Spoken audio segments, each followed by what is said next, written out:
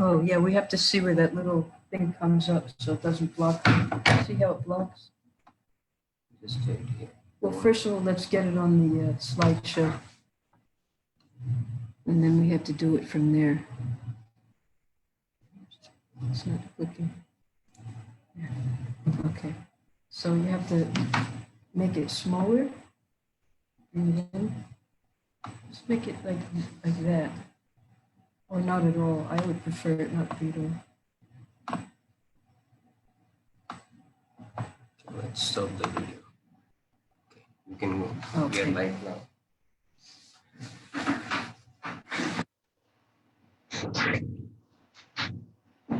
So we're doing a program on Vaishnava etiquette. It's from a book that was, last year we printed a book on Vaishnava etiquette for the temple. It's exclusively from Srila Prabhupada's books and Hari Bhakti Vilas. So this part one deals with ourself, how we bring ourselves up to the perfect example of Vaishnavism. And part two will deal with then how we communicate with others in the world as an ideal Vaishnava. So, next. Yes. So in the Vaishnava etiquette book, we have 14 different divisions. It might sound like we're just going through what bhakti-yoga is, but actually, all of the principles of bhakti-yoga fit in perfectly to the ideal example of a Vaishnava, of course. So when we're dealing with Vaishnava etiquette, the first principle is we have to take shelter of someone who's already perfected. And that means taking shelter of a guru. And when we take shelter of the guru, in order to become a genuine student, that means taking initiation from the guru. And then the guru, he teaches us how to engage in Vaishnava activities. And while we're performing these Vaishnava activities, there are particular offenses that we have to avoid. Now, this is briefly spoken about in Bhakti Rasamrita Sindhu. Rupa Goswami's, Prabhupada's translation is Nectar Devotion. There are many lists of these offenses. If we study these, then we can perfect our devotional service. Then while we're performing devotional service, there are different benefits according to the Shastras of doing the different angas of bhakti. When we're offering arti, when we're singing, when we're circumambulating the temple. So all those benefits are listed in the Shastras. So the book Vaishnava Etiquette describes some of those benefits when you engage in devotional service.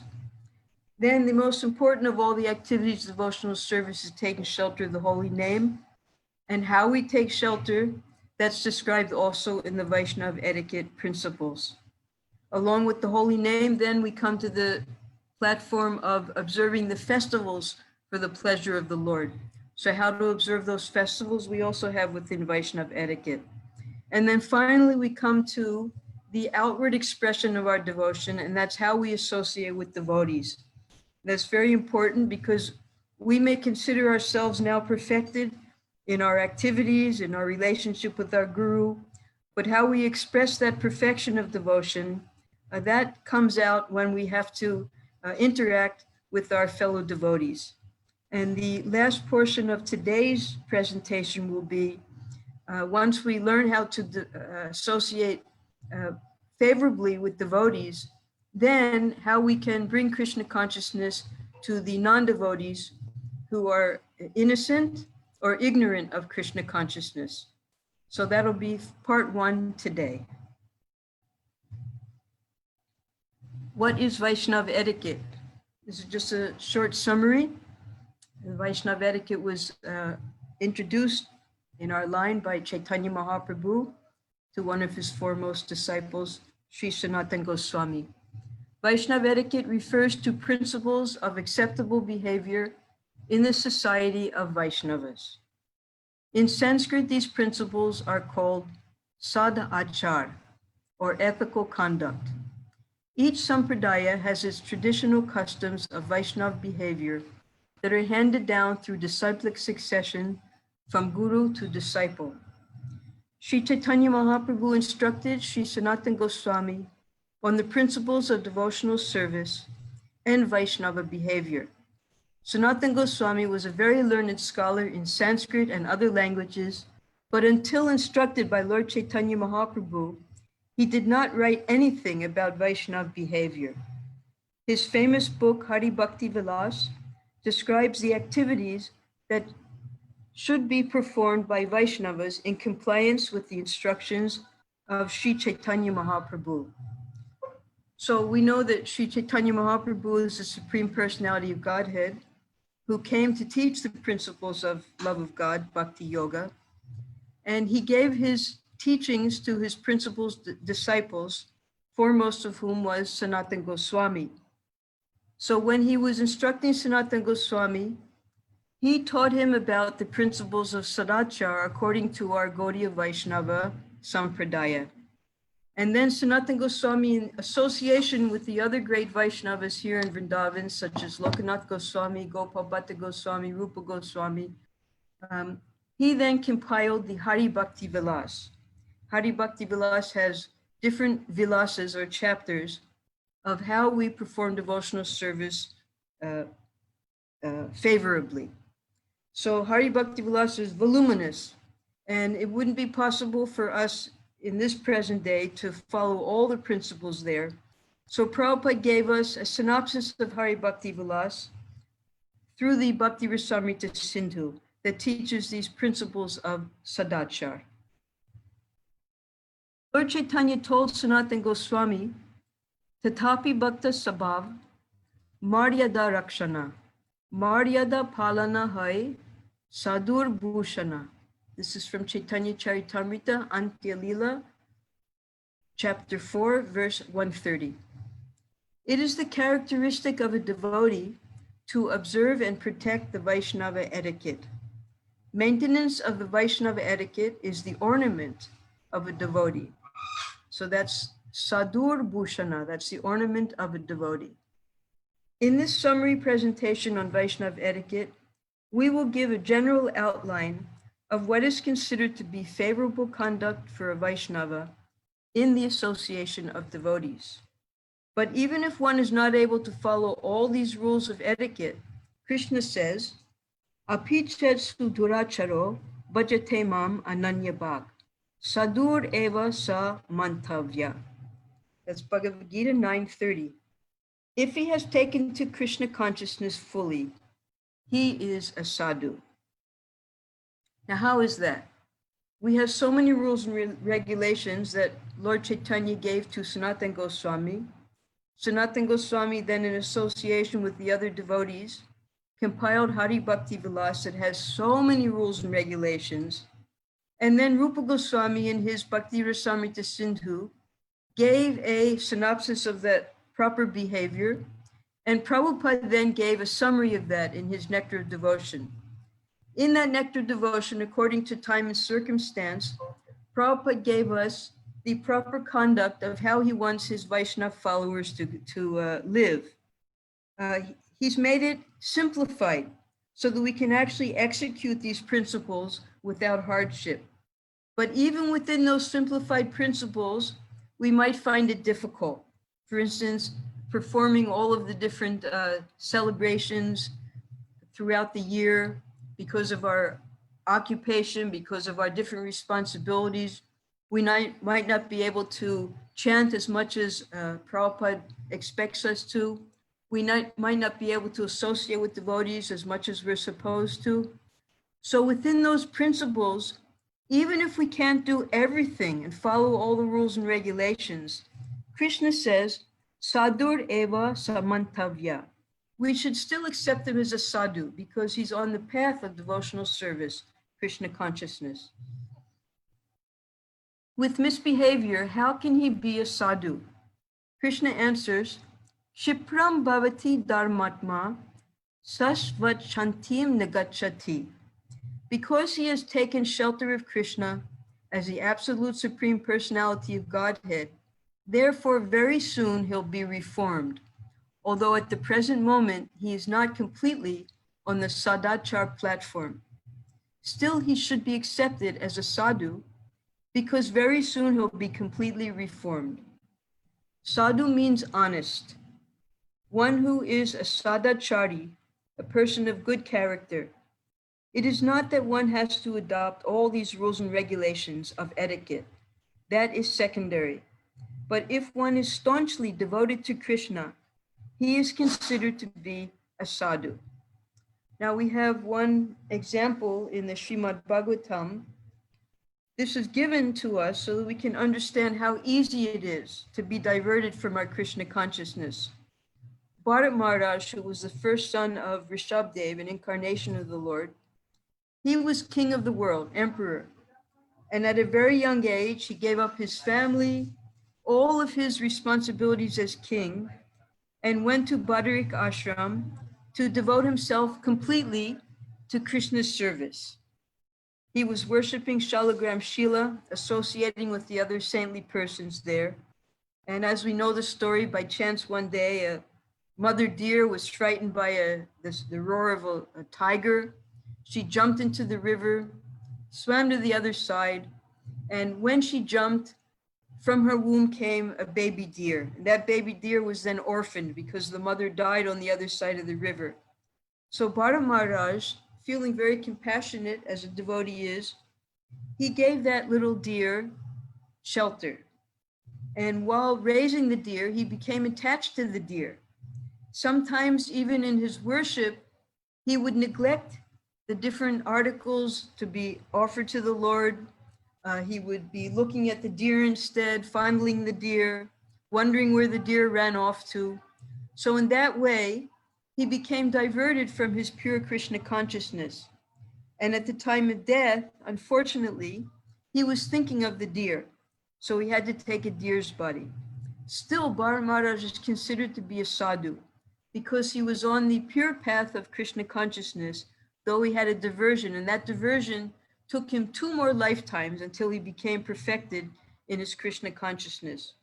So if such a great devotee who gave up everything can be diverted, we can also expect that our Krishna consciousness, there will be stumbling blocks and obstacles. Therefore, we need association of devotees, and we need to hear what this sadachar actually is and how we can incorporate it into our life, even if it's in a simplified form. As Srila Prabhupada explains, sat means gentle, and achar means behavior, gentleman's behavior. What is that gentleman's behavior? That we teach. You don't take meat, don't have illicit sex, no gambling, no intoxication. Rise early in the morning, take bath, chant Hare Krishna, attend Mangal Artik. These are called sadachar. Therefore, you require sadachar. Always remain neat and clean and always associate with sadhus and Krishna. Then you'll be protected. So to take to this Krishna consciousness is made very easy during this Kali Yuga. Now, these 4 principles that Srila Prabhupada gave us at the time of initiation, no meat eating, no illicit sex, no gambling, no intoxication, where did they come from? They came from Parikshit Maharaj. When he saw Kali personified beating a cow, he was beating Dharma, the bull. He was going to kill Kali, and Kali took shelter of him. And Parikshit Maharaj told him he could stay in any of these 4 places where there's illicit sex, meat eating, gambling, and intoxication. But because Maharaj Parikshit was such a powerful emperor, nowhere in his entire kingdom was anyone engaging in those 4 activities. So therefore, Kali said, well, I still have nowhere to live. So Maharaj Parikshit said, well, you can live wherever there's hoarding of gold, because wherever there's hoarding of gold, these 4 activities will automatically come.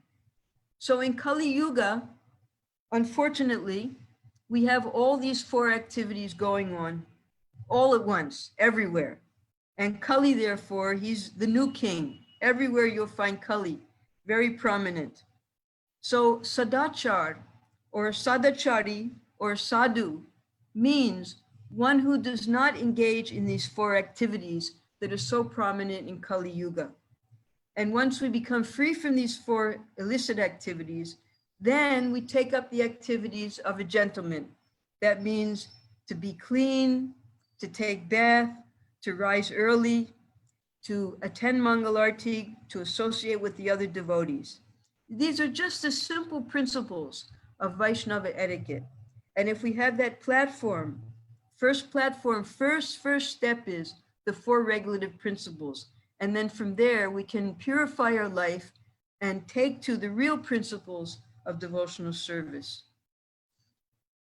So that first principle is taking shelter of a guru. Sri Krishna says in Srimad Bhagavatam 11:10, 5 and 6, one who has accepted me as a supreme goal of life should strictly observe the scriptural injunctions forbidding sinful activities, and as far as possible, should execute the injunctions prescribing minor regulative duties, such as cleanliness. Ultimately, however, one should approach a bona fide spiritual master who is full in knowledge of me as I am, who is peaceful, and who by spiritual elevation is not different from me. A disciple should be free from false prestige, never considering himself to be the doer. He should be active and never lazy, and should give up all sense of false proprietorship. He should have loving friendship toward the spiritual master, always desire advancement in spiritual understanding, should not envy anyone, and should avoid useless conversation. Now, we're so fortunate because we had the perfect example of the ideal disciple in the character of Srila Prabhupada. We have his life history. Actually, when Prabhupada was president on this planet, we didn't know that much about Prabhupada's previous life before he became Srila Prabhupada. But after Prabhupada left our association and entered Samadhi, then the BBT, they enlisted Satsrup Maharaj to prepare the Prabhupada Lilamrita, and then sending out many, many devotees, getting hundreds of interviews, and finding about what Srila Prabhupada actually did before he became the founder Acharya of ISKCON. We found out the ideal character of Prabhupada as a disciple of Srila Bhaktisiddhanta Saraswati. And all of these qualifications of a genuine disciple are found in the personality of Srila Prabhupada. So if we want to know what a perfect disciple is and a perfect gentleman is, then we can study the life of Srila Prabhupada.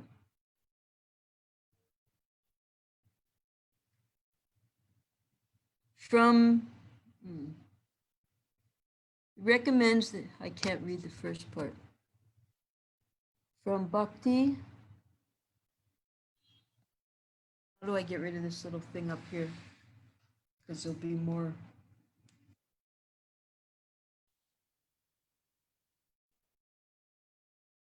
Okay, Hari Bhakti Vilas. All right, now I'll go back to page 8, okay? Oops.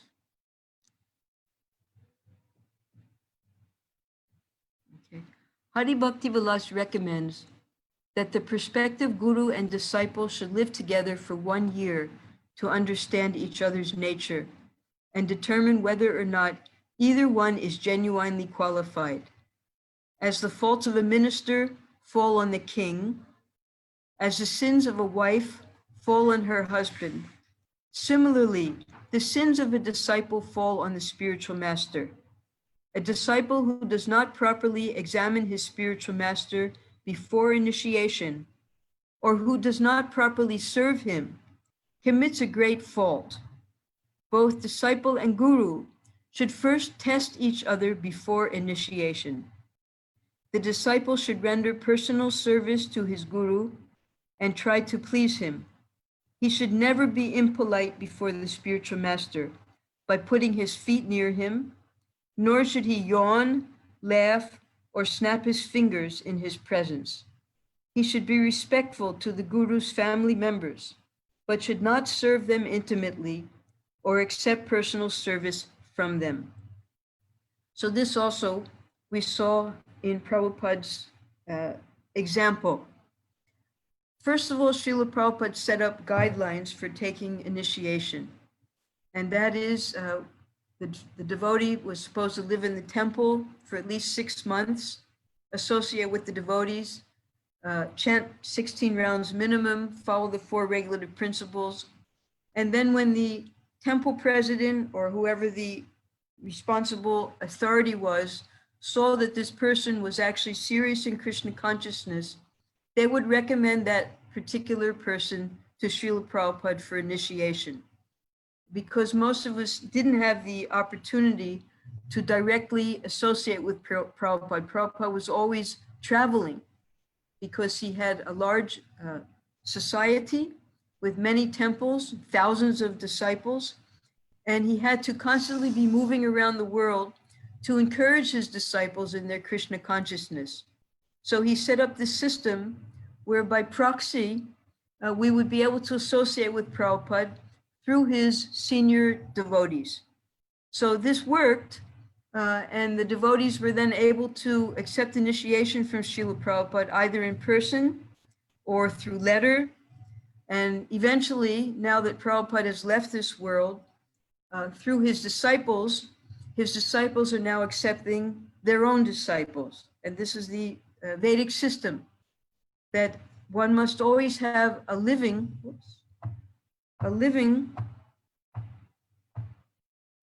what happened? Stop sharing, just a minute. It stopped.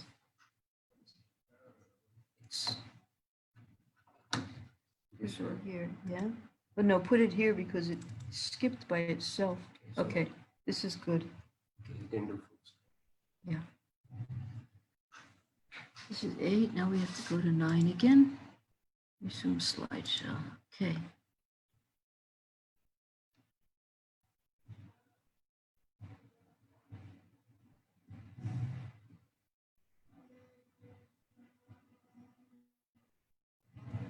Okay, right. So here we have a few of the things we have to be careful of when we're associating with the spiritual master personally. We should never put our feet near him, nor should we yawn, laugh, snap our fingers, or in any way be disrespectful in the presence of our spiritual master. Now, even with Srila Prabhupada, he had his family members. There was his son, who would come once in a while, and there was his sister. And for instance, in the example of his sister, of course, Prabhupada and his sister were very close throughout their whole life. They used to worship little Radha Govindaji together as children. They would observe all the festivals and imitate the things that they saw at the Malik's Radha Govindaji temple. But then when Srila Prabhupada took sannyas, and also his sister took Harinam Diksha from Srila Bhaktisiddhanta Saraswati. After Prabhupada took sannyas, he distanced himself from directly associating with his sister. When he would speak to her, he would always have an intermediary. He would never sit alone with her. Sometimes we would go and sit with Prabhupada and his sister just so someone else would be in the room. So he was also very careful with his own family members. And at one point, this is 1975, I was serving Srila Prabhupada's sister, learning from her how to cook. And of course, I was very respectful to her. I was very grateful to her for allowing me to serve her. But then when Prabhupada was leaving, he told me that I should not offer obeisance to her because she's not a pure devotee.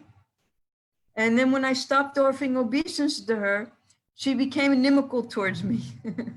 So then I understood the danger of becoming too close to the family members of the Guru. One should always keep a respectable distance and remember that we're only here because we want to serve our spiritual master, because our spiritual master will bless us with Krishna consciousness. A disciple should never sit on the spiritual master's seat, sleep in his bed, use his vehicle, wear his shoes, bathe in his bathwater, or step on his shadow. These particular injunctions are coming from the Hari Bhakti Vilas. He should never allow himself to be worshipped in the presence of his guru, give initiation, or assume that he is as good as his spiritual master. This particular injunction was told by Srila Prabhupada to Bhakti Charu Swami after Prabhupada gave Bhakti Charu Swami sannyas initiation. He said, now you're a sannyasi and you can accept disciples. But it is the custom that so long as the spiritual master is present, one does not accept disciples. So sannyasi and advanced devotee, they're allowed to accept disciples, but not in the presence of their own spiritual master. Immediately upon seeing his guru, the disciple should offer his dandavat obeisances, falling flat on the ground. The disciple should not imitate the style of his guru's walking, talking, or way of doing things. When speaking his guru's name, he should respectfully fold his hands and add the words Om Shri Vishnupad before speaking his name. A disciple should never give orders to his spiritual master, nor disobey the orders of the spiritual master. He should not eat anything without the guru's permission. In other words, he should offer everything to his guru first, and then take the remnants. So these injunctions are given to us in the very beginning of learning about Vaishnava etiquette, because our guru is our teacher. And if we don't respect our teacher properly, if we don't even know how to respect our teacher properly, then how is he going to teach us? So therefore, our first responsibility is to take shelter of a guru, to take initiation from the guru, and then associate with him in such a way that we don't offend him. So these are the things we have to be very careful of. Sometimes we find devotees, because they're new in devotional service, they don't have any training previously, we don't know our left hand from our right hand. So we see what our spiritual master is doing, and instead of following what he does, we start to imitate what he does, the way he walks, the way he talks, the way he does different things. So this is also considered disrespectful. We should watch and we should learn, but not imitate. And that's the difference between a disciple who's actually following his spiritual master and one who's actually disrespecting his spiritual master. Number 2, the importance of initiation. Srila Prabhupada explains, usually initiation depends on the bona fide spiritual master who directs the disciple. If he sees that a disciple has become competent and purified by the process of chanting, he offers the sacred thread to the disciple just so that he will be recognized as 100% equal with the Brahmin. In the Hari Bhakti Vilas, Sri Sanatana Goswami explains that with proper initiation by a bona fide spiritual master, one can immediately become a Brahmin. As bell metal is turned to gold when mixed with mercury in an alchemical process, so one who is properly trained and initiated by a bona fide spiritual master immediately becomes a Brahmin. So what does this mean to become a Brahmin? There are 3 initiations. One is the initiation into the Harinam Mahamantra. The second initiation is when the spiritual master gives the Gayatri mantra. And the third is when the spiritual master awards the sannyas to the disciple. So first initiation, Harinam, that's a preparatory for the real initiation, which is when the spiritual master gives the Gayatri mantra. By the mercy of Srila Bhaktisiddhanta Saraswati, it was he who began giving this Gayatri mantra also to women. So both men and women become qualified with this Gayatri mantra. Now, what does this Gayatri mantra do?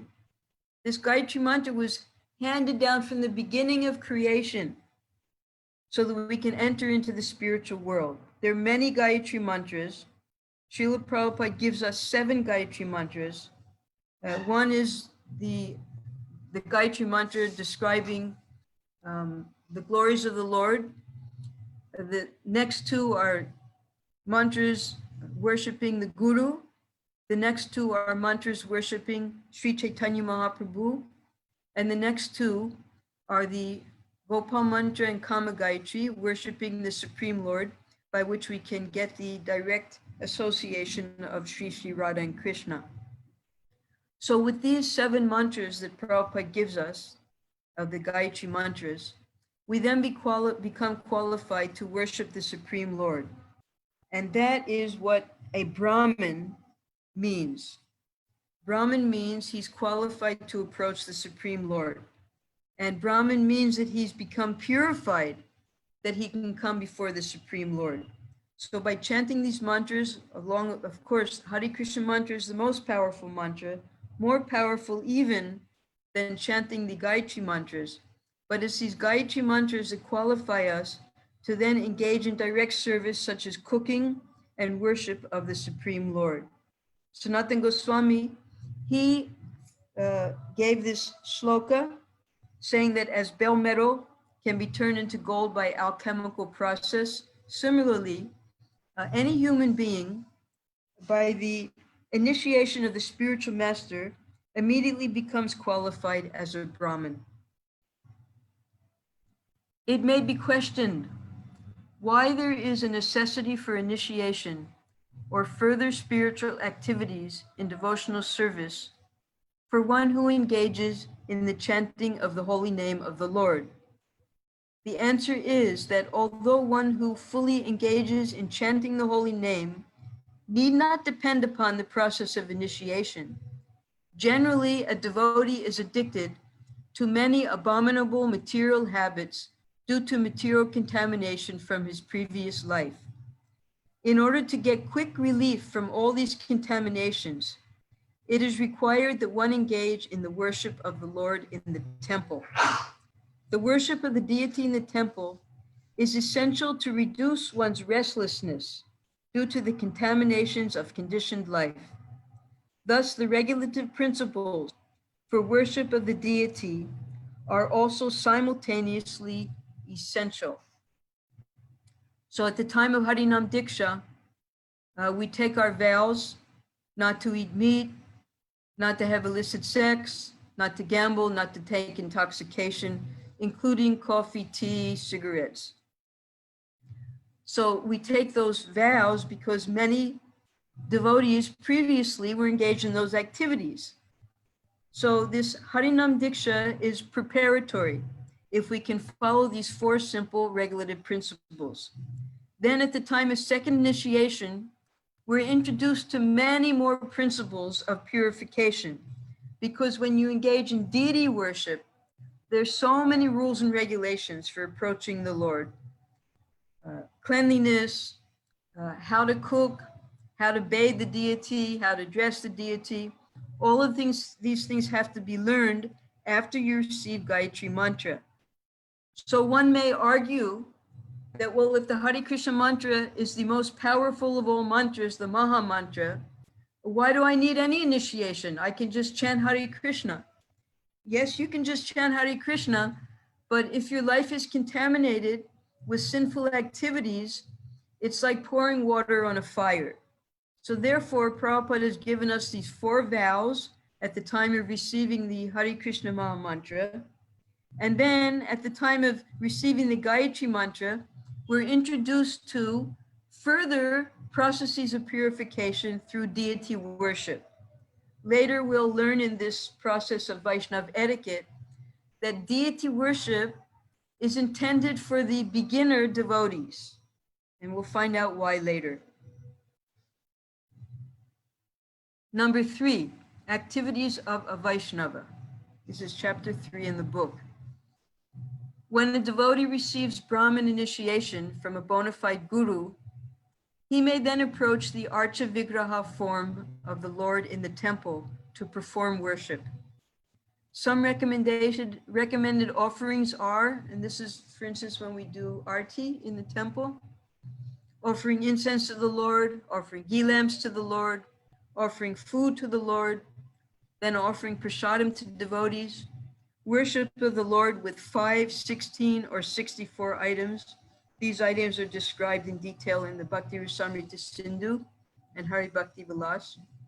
Singing and dancing for the Lord's pleasure, worshiping the devotees, offering a conch shell filled with water, offering prayers to the Lord, bowing down before the Lord, circumambulating the deity, accepting the flower and tulsi remnants of the Lord. So at the time of initiation, when we're associating with devotees and we have the blessings of our guru, we gradually learn how to offer all these things to the Lord through our regular daily activities. This becomes a part of our life, doing all these things every day, singing and dancing, associating with the devotees, attending the arti, offering prayers, bowing down, circumambulating. So all these things we learn through the devotees who are senior to us, or if we're fortunate enough, directly from our guru. And these are the activities of a Vaishnava. We replace our contaminated activities from our previous life with these activities. Next comes avoiding offenses. Srila Prabhupada translated Srila Rupa Goswami's Bhakti Rasamrita Sindhu, in which there are lists of offenses to be avoided. The first 32 offenses are mentioned in the Agama Shastra. In the Varaha Purana, Lord Varahadev describes 32 additional offenses that Vaishnavas should avoid with care. In addition to these, there are other prohibitions that devotees should avoid. Avoiding these offenses pleases the Supreme Lord Sri Krishna. Because of our conditioning, we are prone to commit offenses while engaged in devotional service. Oh, something's wrong. It's jumping. It jumped like 10 pages. Okay, now I have to go back.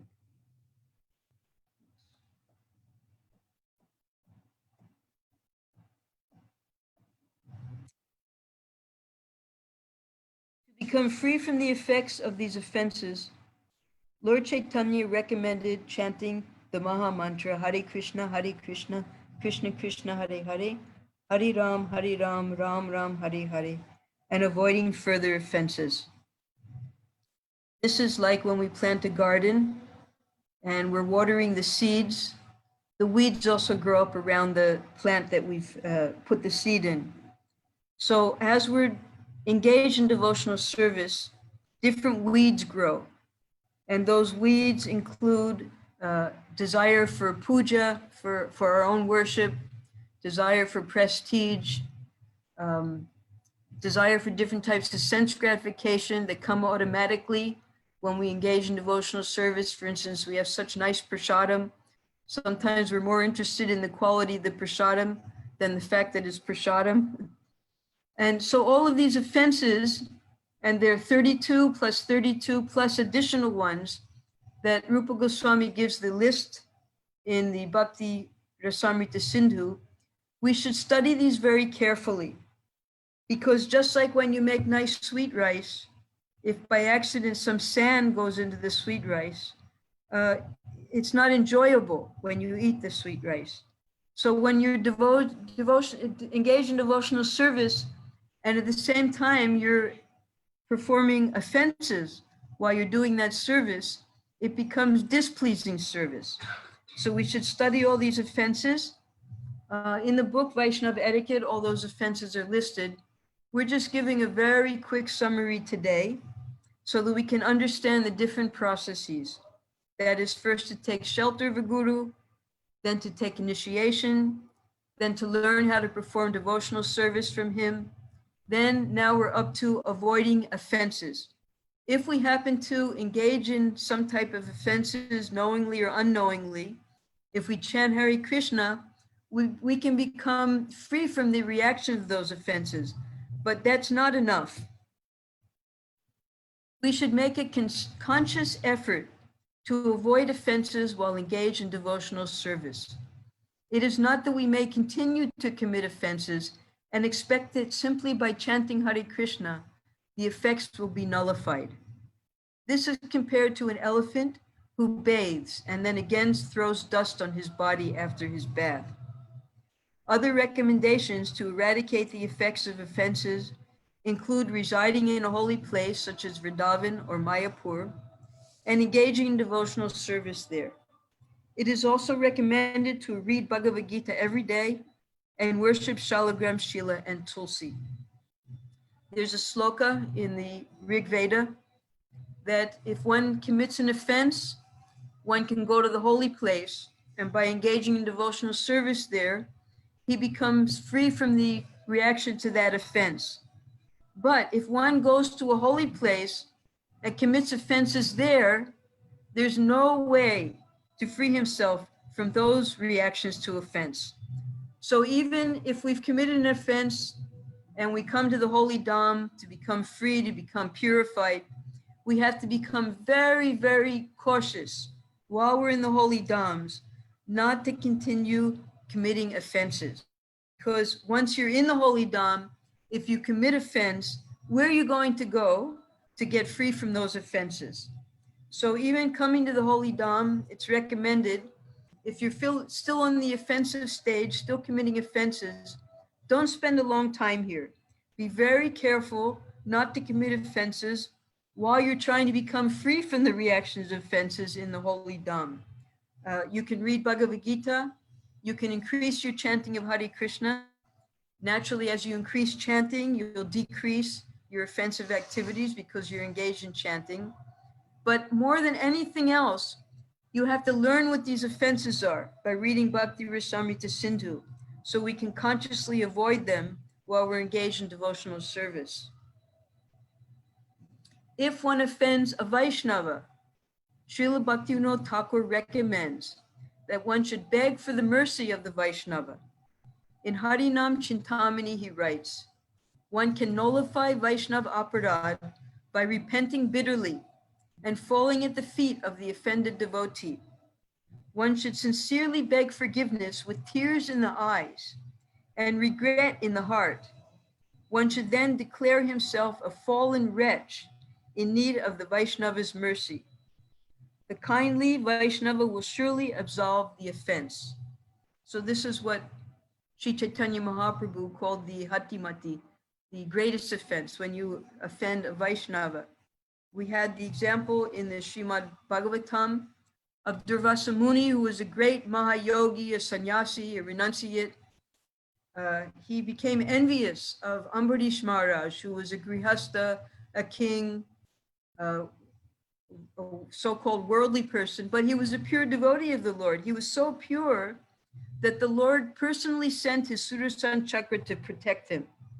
And Durvasa Muni, he devised some means by which he could become angry at Ambarish Maharaj, and he created a demon to actually kill Ambarish Maharaj.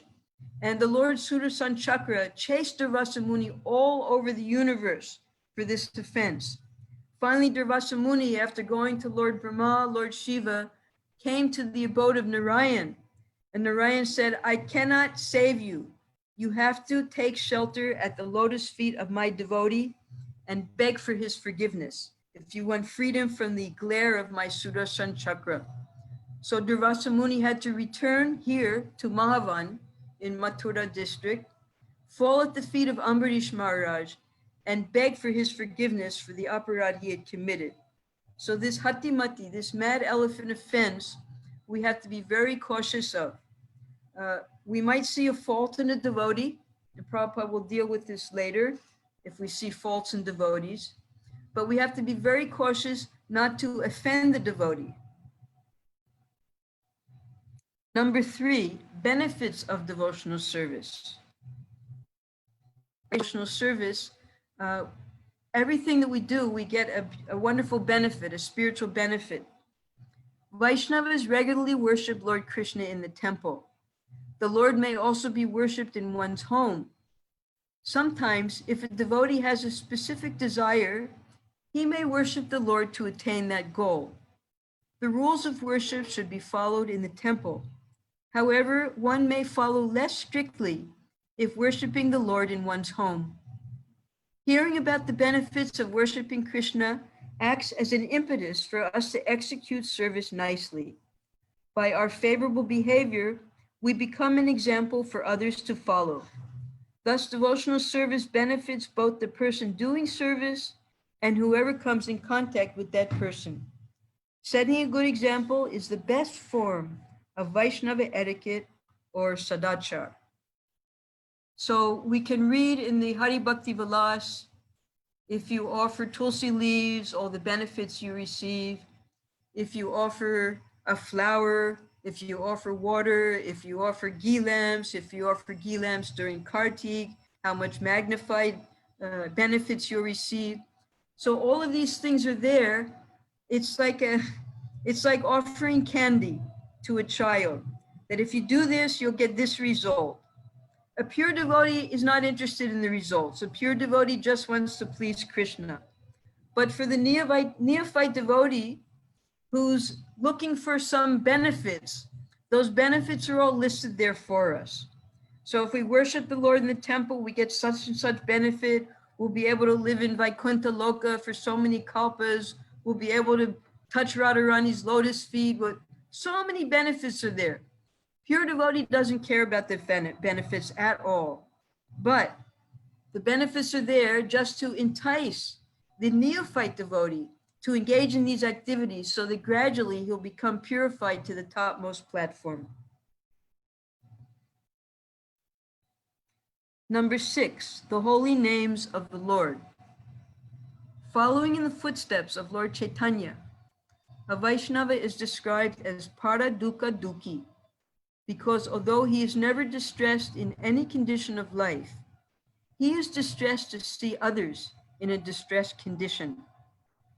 A Vaishnava should not tolerate the blaspheming of Vishnu or Vaishnavas, although he should tolerate personal insults to himself.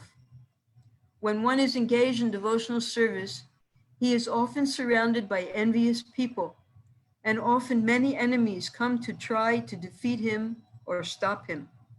The atheists are always prepared to harass a devotee. Therefore, Chaitanya Mahaprabhu suggested that one be very tolerant of these people. Those engaged in preaching the glories of the Lord should be more humble than grass and more tolerant than a tree. Then they can preach the glories of the Lord without difficulty. Unless one is meek and humble, to make progress in spiritual life is very difficult. We have the example of Prahlad Maharaj in the Srimad Bhagavatam. His father, who was the greatest atheist, Hiranyakashipu, did everything possible to stop Prahlad Maharaj from worshiping Lord Vishnu, who he considered to be his enemy. He even tried in many different ways to kill his own son.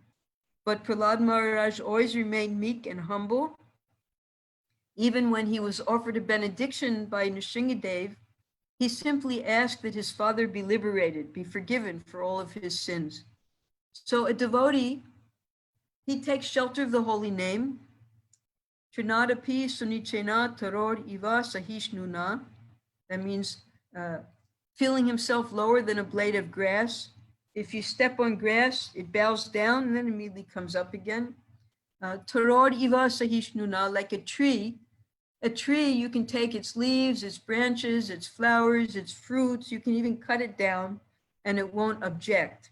It's every single part of the tree becomes a form of service if you choose to utilize a tree in that way. So devotee is also like that, always ready to render service to others. Amanina manadena. They want no respect for themselves, but they're always ready to offer respect to others. Kirtaniya sadahari. If we have these three principles in our life, then we can always chant the holy name. So by chanting the holy name of the Lord, we should simultaneously try to develop these qualities of the pure devotee.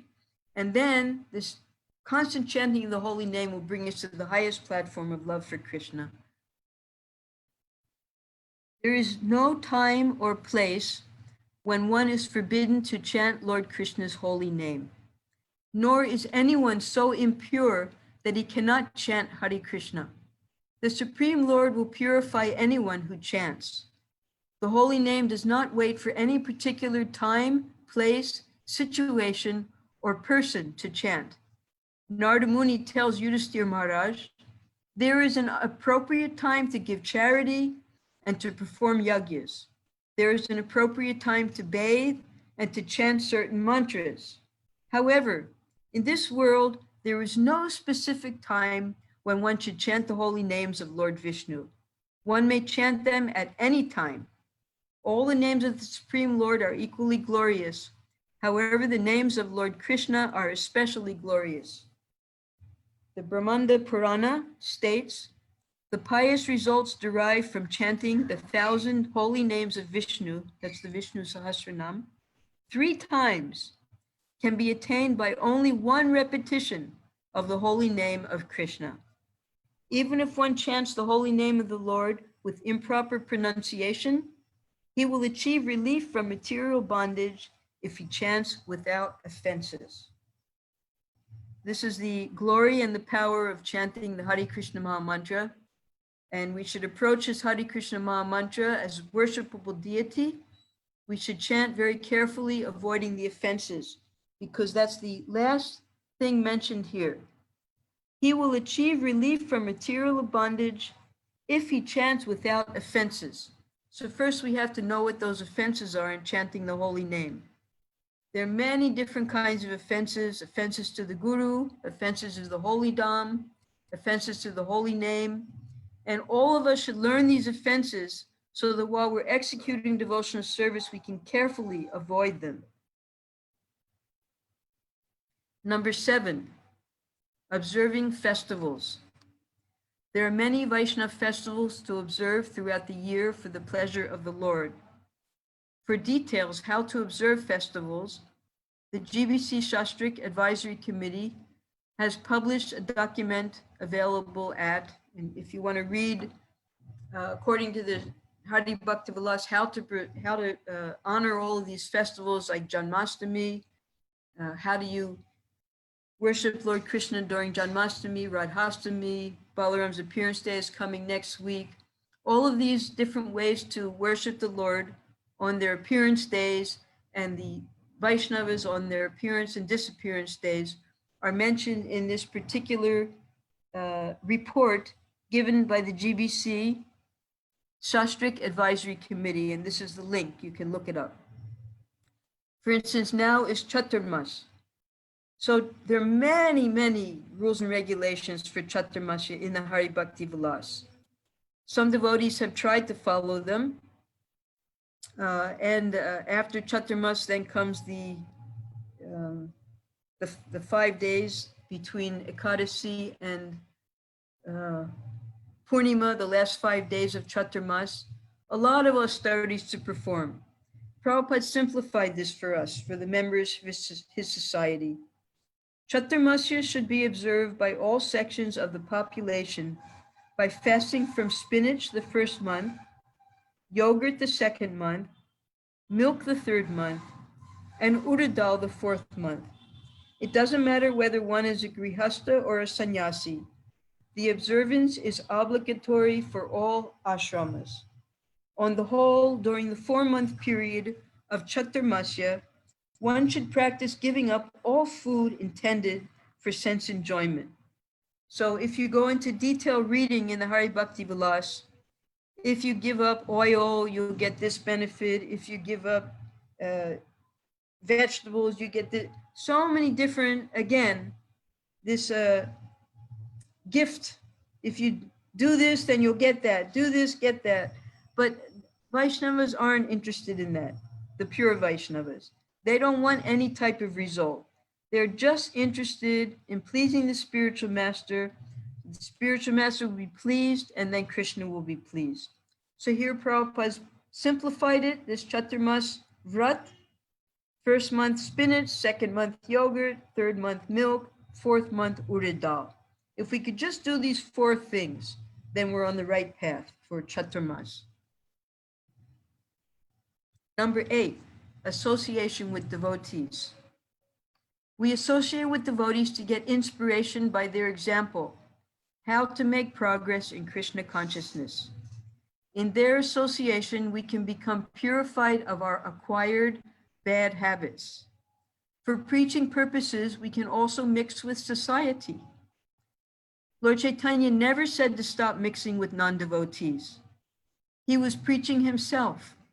How can a preacher stop outside association? The whole world practically is non-devotees. Our real purpose is to spread Krishna consciousness. If we have difficulties living with devotees, we must be tolerant of personal differences, being humbler than a blade of grass, and stick to our duties to the spiritual master. One cannot remain in firm Krishna consciousness without the association of devotees. We should simply fix our mind on Krishna's lotus feet. We associate with one another to assist each other in hearing and chanting about Krishna. That is the purpose of our society.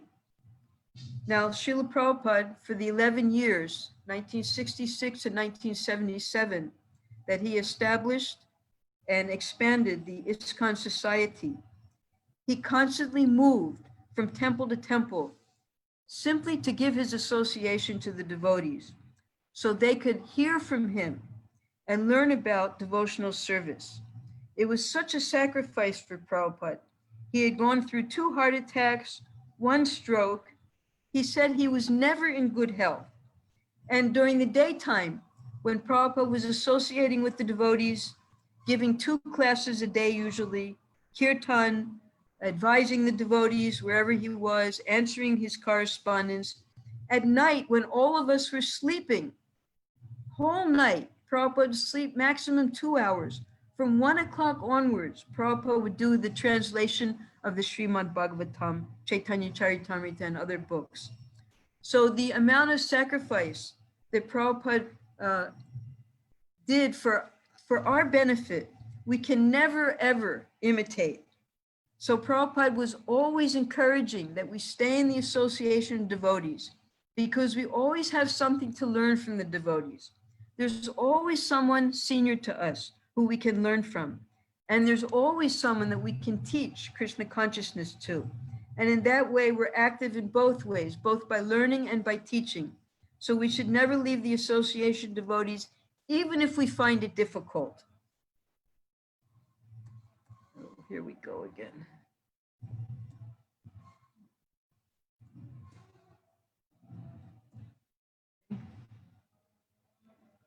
Oh no, it's doing it again. I don't know why this is happening. Turn off the, yeah.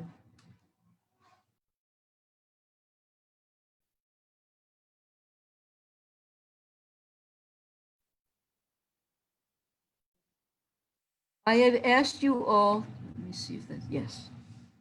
I have asked you all to address your godbrothers as Prabhu. This Prabhu means boss. If every one of us thinks of his fellow workers as boss, there is no question of misunderstanding. The mistake is that being addressed as boss or Prabhu, one thinks himself as exactly Prabhu or boss. One should not forget himself as humble servant, even though one is addressed as Prabhu. A letter written in 1967. Your appreciation for the service of your godbrothers is very much laudable. This is actually a devotee's business that everyone should appreciate the value of other devotees. Nobody should criticize anyone. Everyone is engaged in the service of the Lord according to one's capacity. Krishna wants to see how much one is sincere in rendering him service.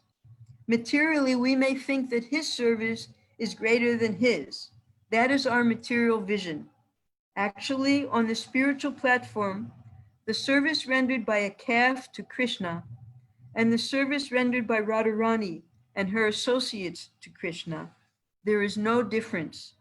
Krishna is so kind and liberal that everyone's service, when is sincerely offered to Krishna, he accepts. Prabhupada made this quite clear when he established this Krishna Balaram temple. Some people might say, well, you're worshiping Krishna Balaram, all they are is black and white marble. And the floor of the temple is also black and white marble. So why not worship the floor of the temple? Same, they're both black and white marble. So yes, Prabhupada clarified that. He said, yes, whether you're worshiping the deity in the temple, touching the body, bathing, dressing the deity, or whether you're outside of the temple room, the deity room, washing the floor of the temple, they're all equal. Krishna sees all the services as equal, whether we're washing the floor or dressing the deity. So all of the services that we can perform for Krishna, here Prabhupada gives the example as Krishna can be embracing a calf, or he can be embracing Radharani. To Krishna, it's the same, because the calf, according to its capacity, is worshiping Krishna, and Radharani, of course, she has greater capacity, but Krishna accepts that service from Radharani with the same love that he accepts the love of the calf. So we should appreciate everyone's service and always try to look for the good qualities in all the devotees so that we can stay in their association and constantly be learning from them. So far as your fraternal quarrel is concerned, I may recite in this connection one story. An old father required massaging, so all the children wanted to serve the father. The father divided the right and left portion of his body to be served by the children. Later, along with the service, there was some quarrel between the children, and they were competing by hitting the parts of the father which was assigned to the opposing party. So the father said that you're hitting my different parts due to your opposition to one another, but I am therefore dying. Similarly, either this department or that department, if you quarrel amongst yourselves, it will be detrimental to my missionary ambition. Please, therefore, stop this unnecessary strain. Our society is like one big family, and our relationships should be based on love and trust. We must give up the fighting spirit and use our intelligence to push ahead. You should accept help from your God brothers. So this is the transition. First, we want to perfect ourselves in our devotional activities, in our devotional behavior. Then, very carefully, we start associating with the devotees. And while associating with the devotees, we might see some fault in those devotees. We might quarrel with them. We might even fight with them. But during these activities of quarreling and fighting, this is actually hurting the body of Srila Prabhupada, because his concern is to how to help others become Krishna conscious. And with whatever capacity we have, we should be using all of our energy to help other people who don't know about Krishna, to learn about Krishna, to read Prabhupada's books, to invite them to the temple, to give them prasadam. We shouldn't use our energies for fighting and quarreling and finding fault and criticizing the devotees. And Prabhupada again and again, he begged the devotees not to fight amongst ourselves, simply to push on this missionary activity of helping the world become Krishna conscious. Transcendental competition and envy. This comes within the Association of Devotees section. Here, competition is for sense gratification, how much I can enjoy my senses, and the other person sees how much he can enjoy his senses. In the spiritual world, the competition is how to satisfy Krishna. There, the center is one. If you draw innumerable circles, they will not overlap. But here, the circles will overlap. Even a small circle can overlap a large circle. This is because in the material world, there are many centers, whereas in the spiritual world, there is only one center. In the spiritual world, whether the circles are big or small, they will never overlap. It's because there's only one center, that's Krishna, and all the other circles are centered around Krishna, so there's no overlapping. In the spiritual world, similarly, whatever or whoever is rendering the service, there is never competition of maliciousness. Sometimes when one gopi would serve Krishna very nicely, the others would say, "Oh, she has done so nicely. Now let me do better for pleasing Krishna." That is envy. but it is transcendental, without malice. So envy and jealousy, competition in the material world means that we try to push the other person down so that we can become better. In the spiritual world, we appreciate the nice activities that the other person is doing, and we try to do better. We actually are learning from that person who's doing better than us. So that's transcendental competition and envy. Do not be depressed. All along, my God brothers gave me only depression, repression, compression. But I continued strong in my duty. So never mind, there is some discouragement. Continue with your work in full enthusiastic attitude of Krishna conscious service. Fighting amongst ourselves is not at all good, but if our preaching work is neglected, or if we fall down in following the regulative principles such as rising before 4 a.m., chanting 16 rounds like that, if these things are not strictly observed, then Maya will enter and spoil everything. So my best advice to you is to strictly observe these things yourself and be the example so that all others may follow. There was fighting amongst the gopis also, so we cannot expect that there will be some utopia without fighting. There is even in the spiritual sky transcendental greed, lust, envy like that, but that is transcendental. So we have from the very beginning the simple 4 regulative principles, as Prabhupada explained in the very start. Sadachar means to follow these 4 principles, to rise early, to be clean. Very simple. And even on the highest platform, these exact same principles, rising before 4 o'clock, chanting minimum 16 rounds, everything is still maintained. And why is that? To set an example for others. We might be on some very elevated platform, but externally, we're still doing the exact same thing so that we can set an example, so that we can show the path to the devotees who are looking at us and watching us. They're thinking, oh, here's a devotee, he's been a devotee for so many years. How does this devotee live? And how does the devotee live? The exact same way that Prabhupada has told everyone to live.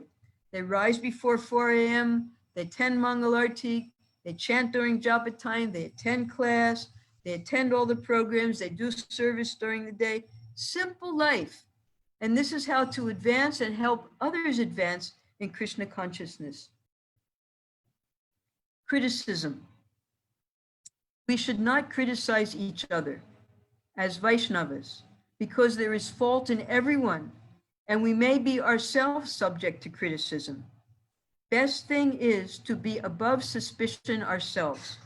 Then if we see discrepancies and make suggestion, the others will automatically respect and take action to rectify the matters. That is cooperation. And we must exist on such cooperation.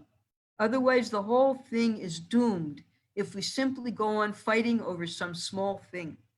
So try to organize things and preach together in this spirit. And that will please me very, very much. A real Vaishnava, of course, will never say that he is superior to anyone. He will say that he is the lowest of the living entities. If he says that he is superior, then actually he is not superior.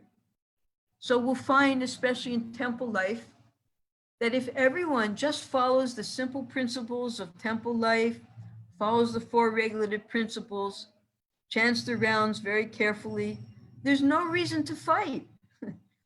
Everyone respects everyone else. Everyone's doing the same thing. Everyone's happy in their service. And if there's some correction to be made, because we're all following the same principles, we all respect each other for that, then if we give some correction, definitely the other God brother or God sister will accept it. So the whole platform is love and trust and respect for one another. And this is what cooperation is in devotional service. I have noted your several complaints against the devotees, but it would be better to set the example rather than to criticize the defects of the devotees. We should always remember that we recruit members from people in general. It is not expected that every one of our members should be immediately to the standard qualification. The best thing for you is to set the example by your personal behavior and try to reform the others, not by criticizing, but by friendly behavior. If sometimes there are any disagreements, we should try to forget such incidences and be always in friendship with each other. A bona fide spiritual master never lets go a devotee once accepted. When a disciple misunderstands a bona fide spiritual master, the master regrets for his inability to protect the disciple, and sometimes he cries with tears in his eyes. And then Prabhupada gave the example of his own spiritual master. His spiritual master had made several sannyasis for traveling and preaching. One of the sannyasis, his wife came and forcibly dragged him from the mutt and took him back to the home. And Prabhupada saw Srila Bhaktisiddhanta Saraswati cry because he was unable to save his own sannyas disciple. So Srila Prabhupada also, he says here, he never lets go. Once a devotee is accepted, the spiritual master never lets go of that devotee. ISKCON in the spiritual world. After leaving this material realm, does the devotee remain forever with his spiritual master? The answer is yes. Anyone who is surrendered to the spiritual master is a pure devotee. Amongst ourselves, one should respect others as Prabhu, master, one another. As soon as we distinguish here is a pure devotee, here is a non-pure devotee, that means I am a nonsense. Why you only want to be in the spiritual sky with Siddha Swarup? Siddha Swarup was one of Prabhupada's disciples who had a gathering and a bunch of followers in Hawaii. Why not all? If Siddha Swarup can go, why not everyone? Siddha Swarup will go, you will go, Shyama Sundar will go, all others will go. We will have another ISKCON there. Of course, Mr. Nair must stay. And if somebody does not go, then I shall have to come back to take him there. One should remember this, and every one of my disciples should act in such a way that they may go with me and may not have to come back to take another birth. So here's our assurance. We know where we're going. We're going back to ISKCON in the spiritual world with all of our associates here. We'll all be together, so we might as well love each other. This in the very beginning, 1966, Prabhupada put this notice up at 26 2nd Avenue. Notice, all initiated devotees must attend morning and evening classes, must not be addicted to any kind of intoxicants, including coffee, tea, and cigarettes. They are forbidden to have illicit sex connection, must be strictly vegetarian, should not extensively mix with non-devotees, should not eat foodstuff cooked by non-devotees, should not waste time in idle talks, nor engage himself in frivolous sports, should always chant and sing the Lord's holy names, Hare Krishna, Krishna Krishna, Hare Hare, Hare Ram, Ram Ram, Hare Hare. Thank you, A.C. Bhaktivedanta Swami Acharya. Now, how many times did Prabhupada have to give us the same instructions? Within 11 years, how many times did he have to tell us these things? So here it is in black and white. When things are written, it should be taken very seriously. Prabhupada's given us just these few things to follow. We should try to follow them. This is the final portion of today's part 1 of Vaishnava Etiquette, delivering Krishna consciousness. We must deliver this pure science of God to everyone and give them the chance to make their lives successful. So you continue this book distribution program very nicely, and at the same time, take advantage of these books yourselves. Not that you just distribute, but neglect reading them yourself. Always read them, especially Krishna book. Every time you have a spare moment, you should read.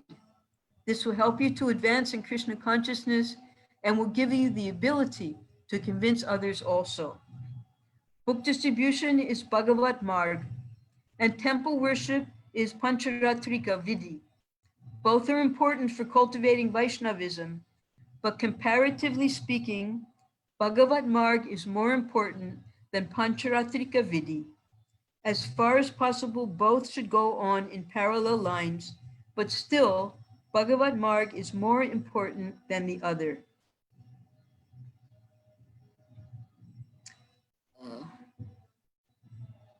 We shall base our preaching work on Lord Chaitanya's formula, Sankirtan.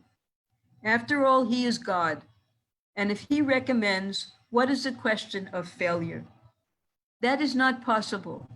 If we simply stick to this program as I have done it since the beginning, namely, and this is the way we do our preaching, kirtan, preaching, kirtan, distribution of prasadam. If you do like this only, that will be sufficient. So kirtan means we have a nice kirtan. Preaching means we give some lecture, some talk to describe the philosophy. Then again, we have kirtan, and then we distribute prasadam. So this was the four-pronged principles that Prabhupada gave us when we carry out our preaching work. It works because it comes from Lord Chaitanya. Of course, you may make the kirtan as nice as possible with dancing, many kols, drums, kartals, conchas, and if you preach sincerely, anyone will listen and become convinced. The potency of Krishna consciousness movement does not come from some outward showing. No, it is the transcendental sound vibration of Hare Krishna mantra and the words of Bhagavad-Gita, Srimad Bhagavatam. In conclusion, be a leader. You are setting a very good example in that you yourself are going with the traveling party. The Vedic concept of the commander is that he must be in front in the fight, not that he sits back behind the lines. So once we've learned what Vaishnava etiquette is, we've learned how to favorably associate with the devotees, then we should go forward and we should help others become Krishna conscious as well. Hare Krishna.